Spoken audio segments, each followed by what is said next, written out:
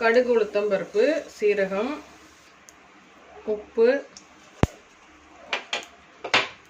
கடுகு வெடிச்சதும் இந்த பீன்ஸை வந்து நம்ம சேர்த்துக்கலாம்.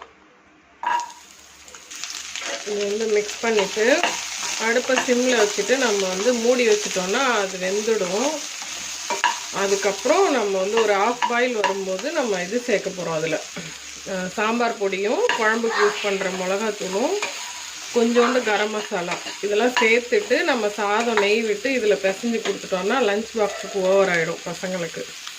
ஒரு ஹாஃப் வெந்துடுத்து பீன்ஸு, கரம் மசாலா கொஞ்சம், சாம்பார் பொடி ஒரு ஸ்பூன், மஞ்சத்தூள் எல்லாமே கலந்துக்கலாம். இது சாதத்தில் போட்டு அப்படியே பிசைஞ்சு கொடுத்துட்டா சாப்பிட்ருவாங்க பசங்க.